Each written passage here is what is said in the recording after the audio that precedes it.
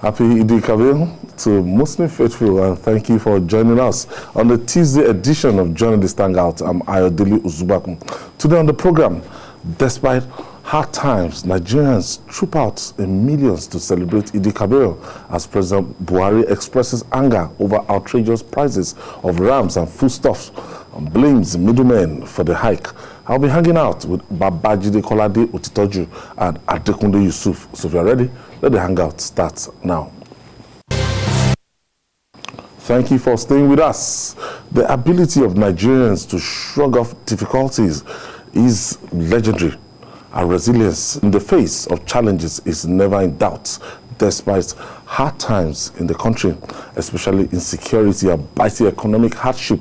Nigerians trooped out in millions to celebrate Eid-el-Kabir from Lagos to Abuja, Sokoto to Maiduguri. Muslims defied the odds to celebrate one of Islam's most famous festivals. President Muhammadu Buhari, who rejoiced with Nigerians on this special occasion, expressed anger over outrageous prices of rams and foodstuffs in the markets. In his message to citizens on the festival, the president blames the middlemen for the hike in prices. Let's take you to Abuja for the story on the exorbitant prices of goods, as filed by TVC's Miriam Mohammed. The latest Consumer Price Index, which measures inflation, shows that prices continue to rise in June 2021, but at a slightly slower rate than it did in May 2021. This data by the National Bureau of Statistics shows that increases in price of bread, cereals, yam and others drove the food price index. A typical scene at the Karu market on the outskirts of Abuja. The hustle and bustle here is much slower than previous years. Sales have been impacted by the outbreak of the COVID-19 pandemic. But worse still is the sharp rise in prices of livestock. This year we sell around 500,000. Adamu Sariki has been in this business for a long time. He says the business of livestock has seen better days. The rising insecurity has made it more difficult to access markets in the rural communities, thereby creating scarcities and causing a spike in price. Ram is high, but upon that, people are trying to bought it. This year we sell around 500,000 each one, 400,000, 300,000, 250, 160, 150. The normal one is 70, 80. The consumers bear the brunt of a growing food shortage and high prices of commodities. Chukwuemeka Silvanus tells us that he cannot buy as many rams as he would love to give his Muslim friends because of current economic reality. He says the rams have just become unaffordable. The ram that we used to buy 40,000, 50,000 is 120, 150. And when you check the situation of this country today, there is no money anywhere in this country. Everything is hard. It is not only livestock that have shot up prices. Other food commodities are also now very expensive. But buying and selling continues in the market, even as many hopes the government will address some of these factors responsible for the rising inflation. I still wonder why the prices of foodstuff went so high. You can't buy tomato, you can't buy alibasha, you can't buy potato. More especially this Irish potato, you can't buy yam. All these little vegetables, you can't buy them now. I don't know why. I came market here with 30,000, I can't tell you lie. 30,000, but I will carry it for this small leather for hand going home. Tomato I cannot buy. I went now, they say no tomato, it's onions and sugar to go and manage.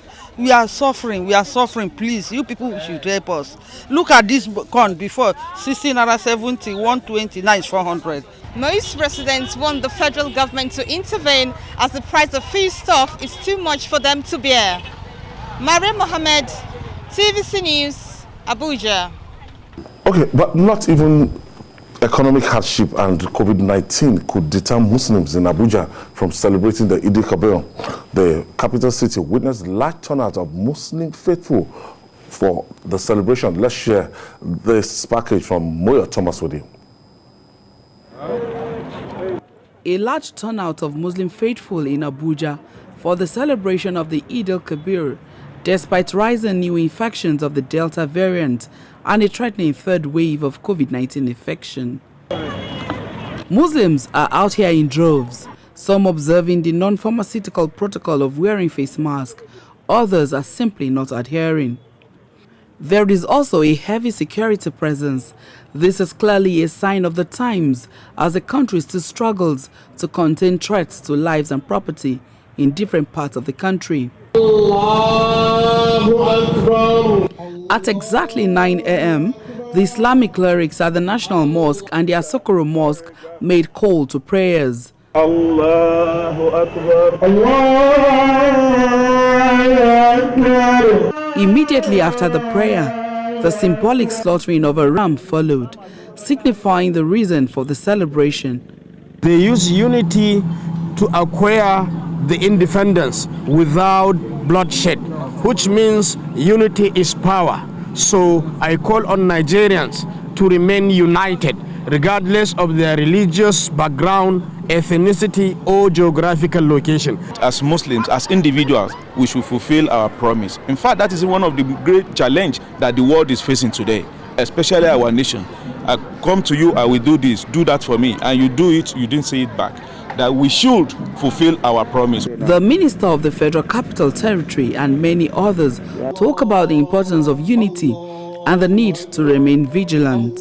People should be security conscious, and we should continue to support and pray for security officers wherever they are in the country and cooperate with them and give them needed intelligence and information so that they will be able to help.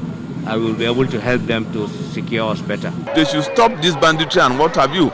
It is wrong, it is not Islamic, there is no religion that supports it, and it is not good for anybody. Whatever they think they get from it, it is going to be disastrous at the end of the day. The significance of this Salah is perseverance, patience, and commitment. We have persevered. Food was also in abundance for the less privileged, here in accordance with the teachings of the Holy Quran. Even with the threat of a new variant of COVID-19, Muslim faithful are very grateful they are once again able to gather for prayers. Moya Thomas, TVC News, Abuja. It's something I look forward to every year, this the Eid-el-Kabir celebration, just because of the fact that our friends that are Muslim faithful all around us, and they remember us. Yes, they remember us, and some will even give us ram. Give us rams, and yes. Some will send to us. Yes, it's a season of generosity and magnanimity. But one thing I noticed about that package, and I noticed about this trend of things in Lagos, is that not everybody this year, the ram didn't just flow because of the hike in the prices of this livestock. I am particularly impressed by the turnout in Abuja. In spite of the difficulties, people want to show their maker that they are grateful, that they have spared their lives to be able to witness another celebration. And there's every reason to be grateful to God, because when we look back, we can remember many people that we started this year together that have gone to the world beyond, to the great beyond. So there's every reason to be grateful. And I'm happy that the clerics interviewed in that story were talking about the need for unity. And the FCT minister also spoke about security, the need for Nigerians to assist the armed forces to protect them better, at least with information about movement of evil people, so that the armed forces can respond appropriately. So it's, I would not blame many of the people turned out without their face mask. The awareness about the third wave is just beginning to bed in. So gradually Nigerians will adjust again.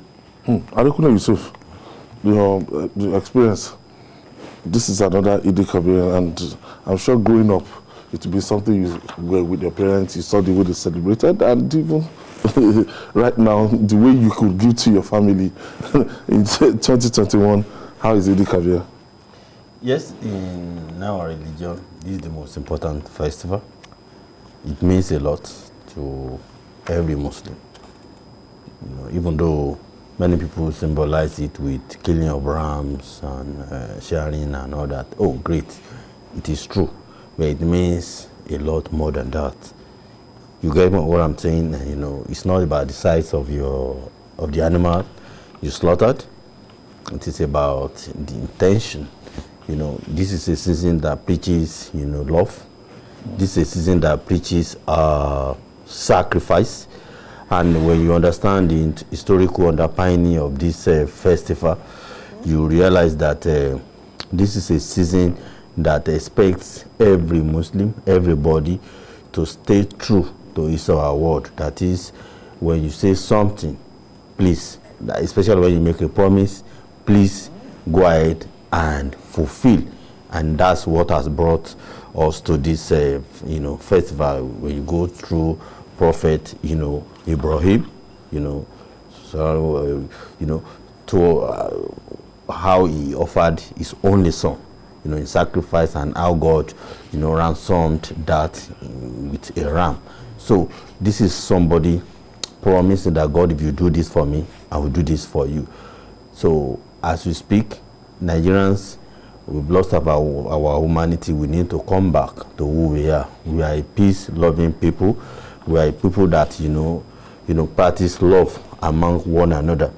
So in this season, we should all go back to who we really are. That is, Nigerians are peace-loving people. Nigerians are naturally loving. So I want Nigerians to see the essence of this celebration beyond, you know, rams and meat sharing and all that, that we are loving. We should go back to love. Then, even our leaders, when you make a promise, this is the season that is reminding you that God takes it very seriously, that when you make a promise, you must go and do everything possible to fulfill your promise. At individual levels, we should do the same thing. So when you show love, when you show sacrifice, when you show sharing, you show obedience to your almighty, you know, creator, you are fulfilling the tenets of, you know, this, you know, festival. And those are some of the things we must bear in mind. All right. Let's go to the ancient city of Kano, where Muslim faithful in the northwest states have joined their counterparts across the globe to celebrate the 2021 Eid-el-Kabir. They converge on various mosques to perform their prayers.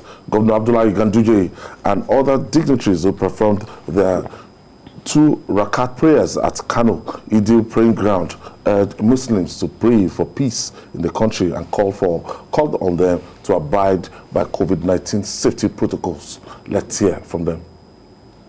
It is important since the 3rd wave of COVID-19 is on site, we should be able to follow the protocol of COVID-19 so that we prevent, you know, the effect of the COVID-19. We say prevention is better than cure. I think this is very, very important. And also we should continue to pray to Allah subhanahu wa ta'ala for protecting our state and also to protect the entire country from the insecurity situation. I wish each and every Muslim to celebrate this Eid with caution because of the pandemic. So we have to continue washing our hands regularly. We have to continue with the spacing at all times. We have to avoid also. But like it's done in Saudi Arabia, the Kano state government, they've decided to, you know, take COVID-19 very serious in spite of the celebration. Yes. Saudi Arabia did not allow, you know, the normal Hajj that used to precede this celebration. So in Kano State, you can see the governor stressing the need for the president to adhere strictly to COVID-19 protocols. Yes, and I'm really impressed about that, because this is the time to begin to take this seriously, especially here in Lagos, because once again, Lagos had more than 100 cases. The other day, 203 cases. So now this thing is building up gradually. And the awareness of our people, we have to improve on the awareness campaign. And I'm happy that someone like the governor of Kano is saying that, look, we have to celebrate this thing, but obey those safety protocols. And that's what Sule Garo, the other aide of the governor, was saying, that we must celebrate with caution. So that message must sink in at this time. We can't afford to drop our guards. We have survived this COVID-19 up till now. We must not allow the very, very dangerous Delta variant, to take root in our country. In Kano, we can see what's happening. So this is like a kind of example, because when the first and second wave, when it happened, a lot of people still don't believe in COVID. They are still telling you that there's another type of malaria. It's unfortunate that some people still feel like that, because with what has happened all over the world, this is a pandemic that has negatively affected many lives and livelihoods.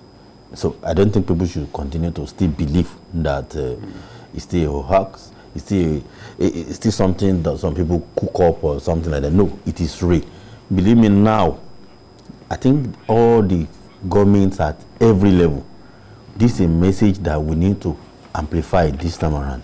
We've seen the damage the Delta variant is causing in some parts of the world now. Yes. You know what India is passing through.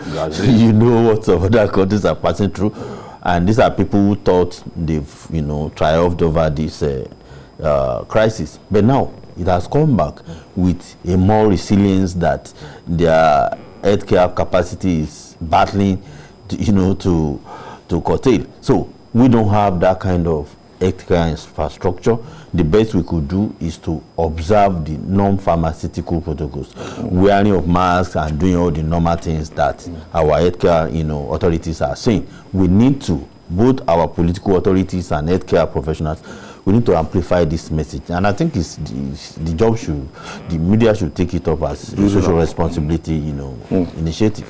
Okay, let me take you to Katsina. In Katsina State, Governor Aminu Bello Masari has encouraged Muslim faithful to continue to pray for sustenance of the current peace being enjoyed in the state.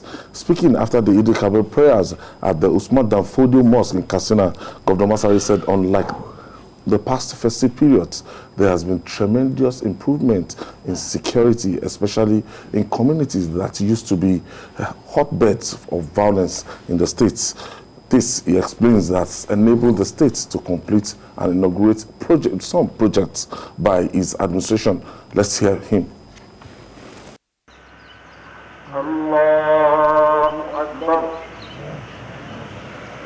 The president was here and is still here. He has commissioned 3 projects. One, Zove Dam, the argument, the water supply to Katsina town and the other local governments on the way.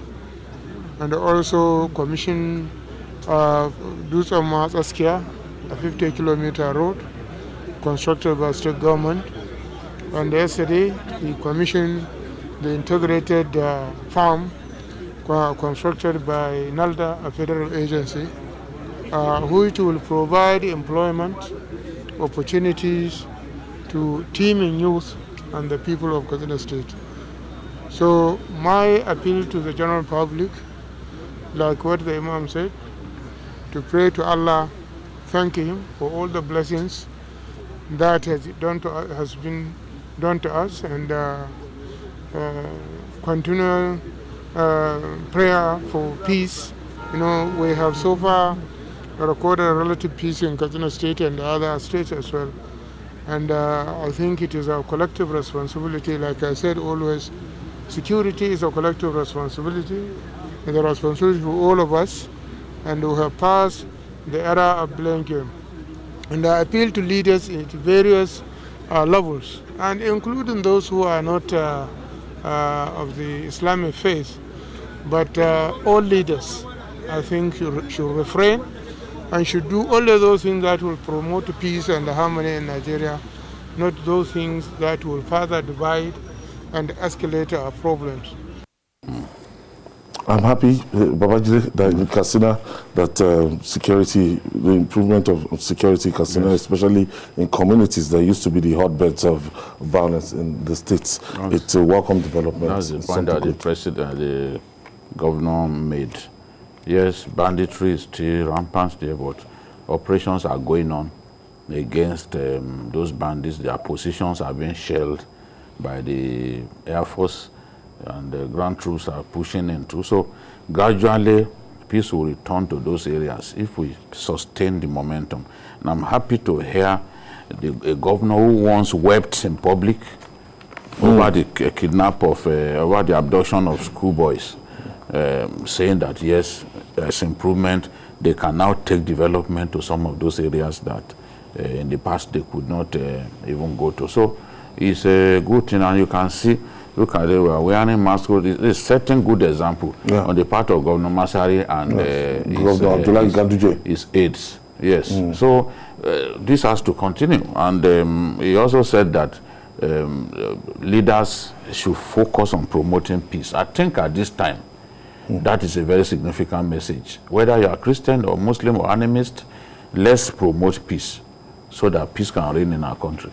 Katsina has been having this running battle with insecurity, but thank God the governor can say it that, look, now it's time for development. It's unfortunate, what happened in the past really happened. Katsina used to be a very, very peaceful place, just like Sokoto and other places. But since progress is being made, we can only hope that we increase our efforts so that more progress can be made, because bandits, they don't ever relent. And whatever the government, both at the federal and the state, whatever they are doing, they need to up their game. They need to do more so that at the end of the day, we can win the game. Because if we fall asleep or we slumber, that's going to be more tragedy. All right, let me take you to Borno State.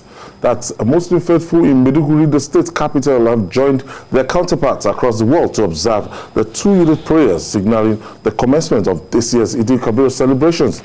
The prayer held at Ramah Square in Maiduguri was attended by the governor Babagana Zulum and the Shehu of Borno Abubakar Ibn Umar Gabai El Kanami, among other dignitaries. Here is the reports presented by Jesse Tafida. The 2-unit prayer in Maiduguri was led by the Imam Ndaini of Borno, Shetima Mantale.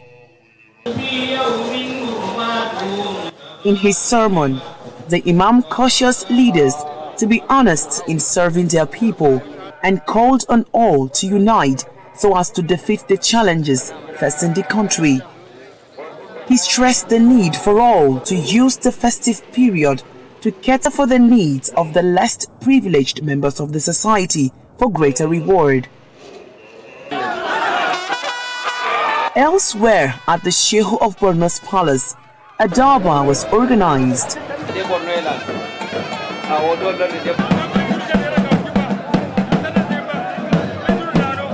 This is the first of its kind in more than 9 years since the Boko Haram insurgency began.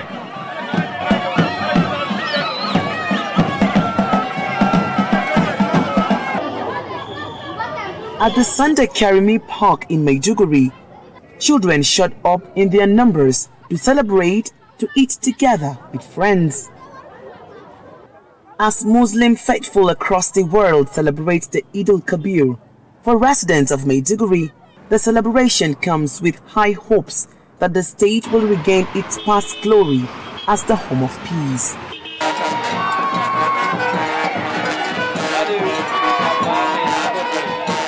Jesse Tafida, TVC News, Maiduguri. Okay, we'll take this breather. When we come back, we'll talk more. It's still Journalist Hangout. Please stay with us.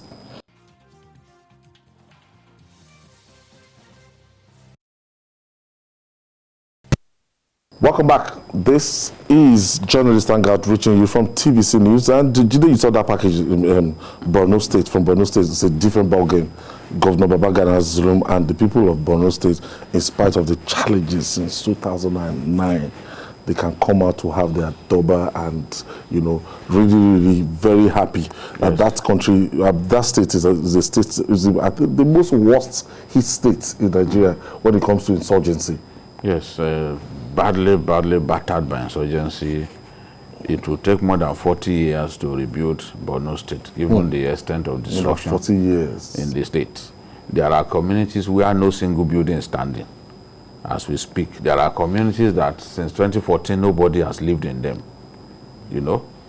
People have not gone there, including the hometown of the governor. I've said it repeatedly that the hometown of the governor, Zulum, which is in... They call the place Zulum? Yes, Zulum. That's his hometown. It's in Manguno local government. Since 2014, people have not lived there. It's not fiction. I'm saying the truth. The governor is watching. Yes, he will not come out to say I lied. This is a fact. The governor grew up in Mafa local government, but his hometown is Zulum in Manguno local government. And since 2014, nobody has lived in that place. Now, what this governor is trying to do is to ensure that peace returns to a lot of those communities so that people can take back their lives.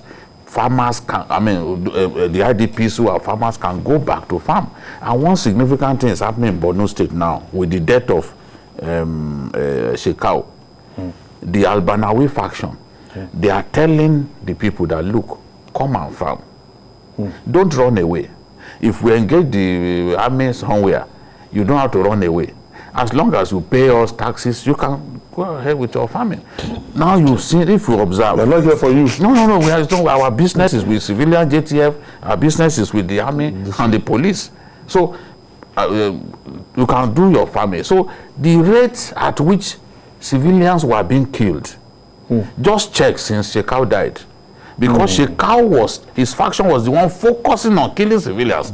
They could not take on the army. They did not have the equipment like the other group to take on the army. So they were usually focusing on killing civilians and stealing their food. But with his death, there is greater peace. Nobody resident in Borno State who will not admit that there is greater peace now. I even heard the governor talking about it. So if people can go to farm in Borno State, I can tell you that even prices of foodstuff and other things, farm produce, will go down because that's a significant agricultural belt of our country. Now to see them do Doba for the first time in 9 years is Yes, is a credit to the governor of the state. It shows that his methods are working. And to see those children go to the park and rejoice. We never had this in Borno State before now. It shows that progress is being made. And we have to congratulate our armed forces and the leadership of the federal government as well as the governor of Borno State for creating an environment atmosphere that people can still smile. Yes, again, joy is coming back, and if this is sustained, honestly, the negative perception of Borno State, that's former Governor Shetima, who now proudly calls the governor his leader. Despite the fact that he's the one who brought him. Humility. Look at the crowd. You can see these people, they've gone through a lot. They've endured and persevered a lot, but they can come out now and happiness to celebrate Eid-el-Kabir.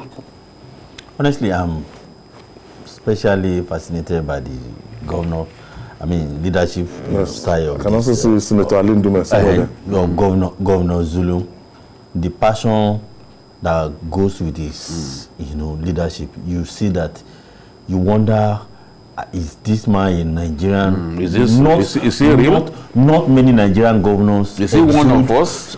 Honestly, I won't lie to you. Anytime I see the way he walks, the passion, he doesn't carry himself as a state governor. No.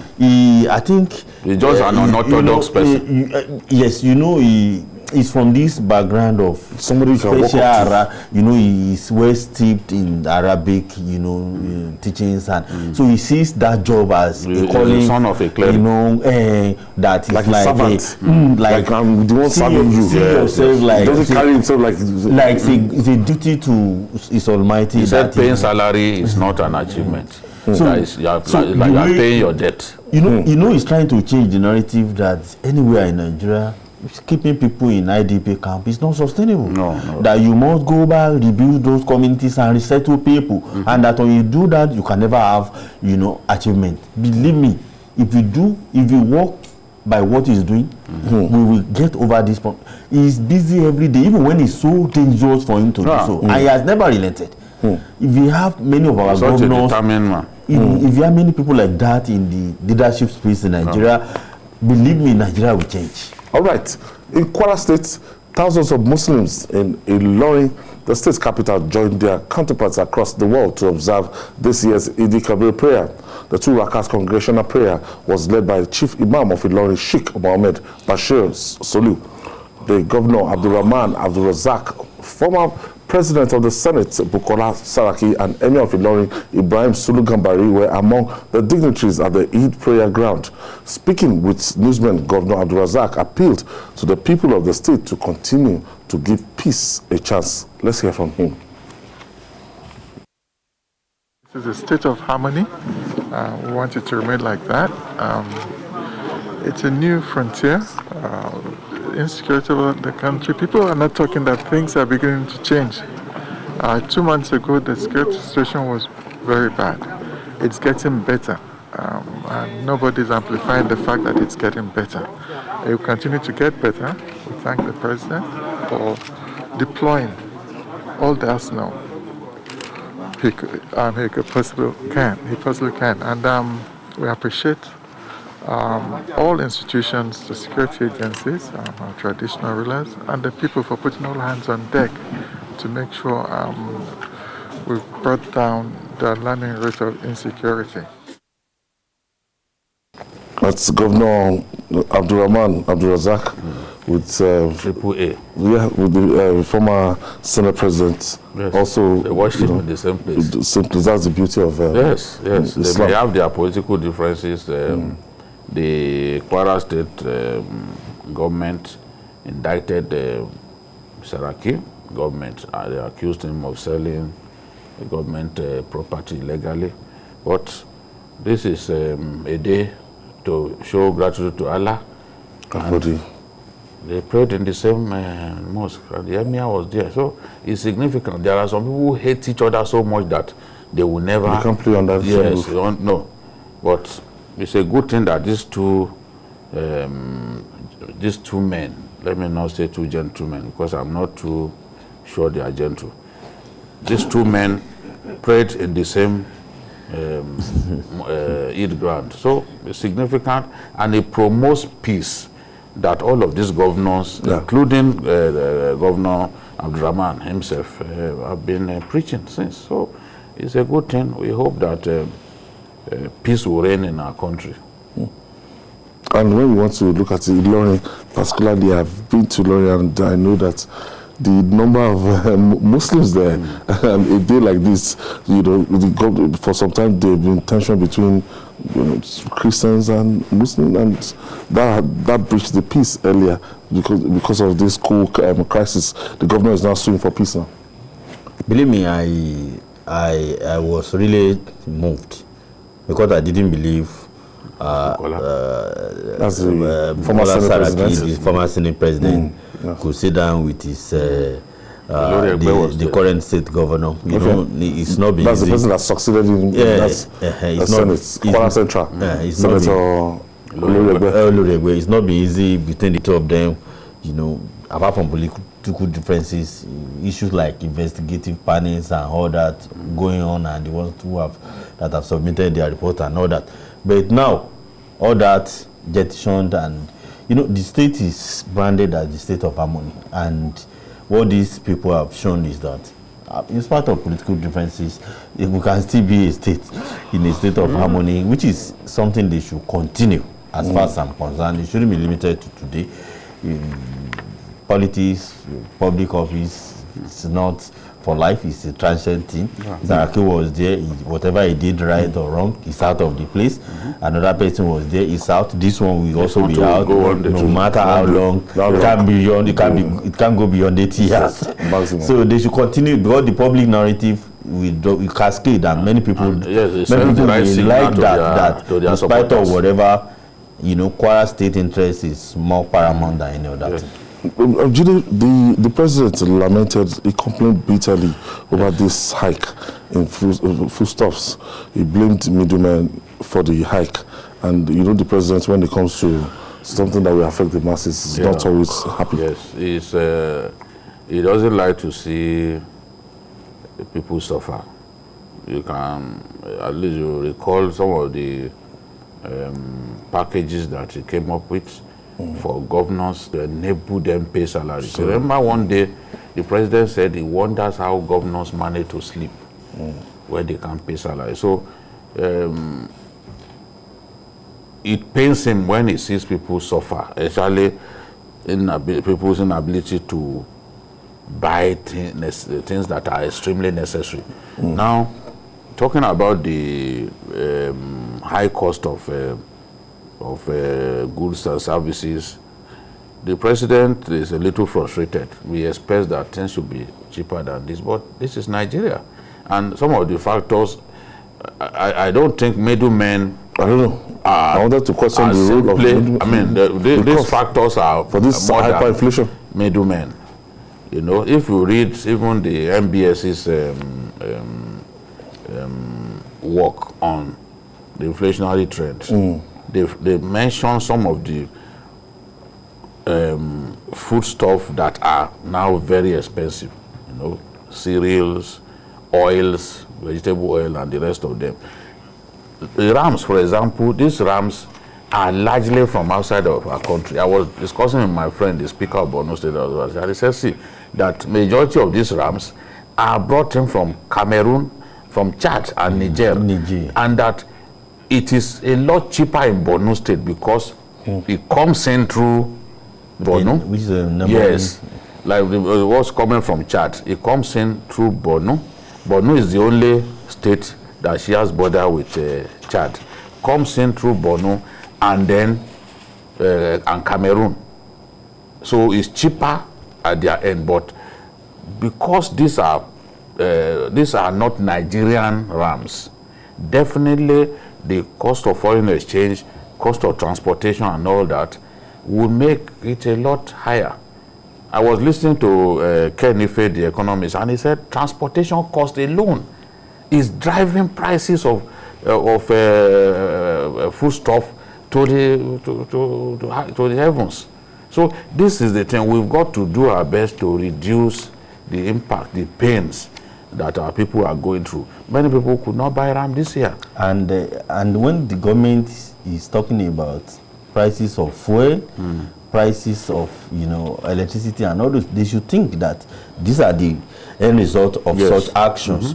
When you continue to increase fuel price because of whatever reason, you should know that this is what this was. Everything. Yes, this is it. It's no longer just about middlemen. Okay, for more insight into the essence of Eid-el-Kabir celebration, let's join the Chief Imam of Kebbi Central Mosque, Imam Mukhtar Abdullahi, who doubles as the Walim Gwandu. He joins us therefore now. Thank you for staying with us, sir. Thank you. How are you? We are fine, Imam. Okay. What is the significance of this Muslim festival? Okay, the significance is, as Allah said, is to glorify Him on what He bestowed on us from wealth and so many things which He bestowed us with. Can you hear us? Now I'm hearing you. Why is this significant? Why is this significant for Muslims to celebrate a day like this? Because Allah ordained us to do that, or ordained Muslims to do that. When He said, فَصَلِّ لِرَبِّكَ وَانْحَرْ, you pray to your Lord and sacrifice animals so that you can slaughter it in order to eat and give your neighbors and other needs. Okay. There are many people who will have loved to slaughter rams. Yeah. Now, if for example a man had always done it, he has never failed to slaughter ram on a day like this, is it right to go and borrow money to be able to buy ram and slaughter? It is not right to go and borrow money, nor is it right to beg for money, because Islam is based on ability. Anything which you cannot do, it is not necessary that you should do it. No, you should stop where you can and not go beyond that. You hear me? Yes, we can. Yeah. So it's not right to borrow. Don't let to borrow money or to beg money. Right. Or beg for money. Yeah. Okay. No, it's not. Okay. What do you can only borrow to feed your family or feed yourself. Okay. What do you expect Nigerians, I mean, in terms of followership and leadership, to imbibe from this celebration, this festivity? If you have, you see, you should help others, and you should sympathize with them, and you should give them what they need, if it is within your ability. Okay. What about the leadership? The message for them? Yes, because the issue is of helping poor people or those who are in need. Otherwise, the leadership will be corrupt or has nothing to help. If you cannot help those who need and you can do it, then there is no good leadership there. Imam, people use the name of Islam to perpetrate a lot of violence, and a lot of people, and you see them killing people, and when they kill people, the next thing they say, God is great, Allahu Akbar. And a lot of people have impression that Islam, we know that Islam does not have anything to do with violence, but a lot of these terrorists, they use the name of Islam to justify whatever they are doing. Yes, because people are very ignorant. You see, Allah said, somebody who kills one life as if he killed everybody in the world. And a person who spares life of one person is as if he spares the life of all people in the world. And also there are so many warnings in the Quran of killing people, and even killing animals or anything unnecessarily. No, let's go back to even these festivals. Tell us about the animals that are permitted to be slaughtered and why Islam makes it so. Okay. So you see, one can slaughter or sacrifice camel, cow, sheep, and goat. And it is the only one permitted to be slaughtered in Islam in order to be eaten. And also, even among these four, yes, it is not right to sacrifice the one-eyed animal, okay, or one opponent, lameness, or which is sick, or which is too old, because that is all that are not accepted. Okay. But there are people, Imam, there are people who use these animals for betting. They use them for betting. They allow these animals to fight one another, and some of them will get injured. Is it even right? Is it even right in this season to cause animals, to cause rams to be fighting one another? Not even this season, all seasons, because that is part of promotedness.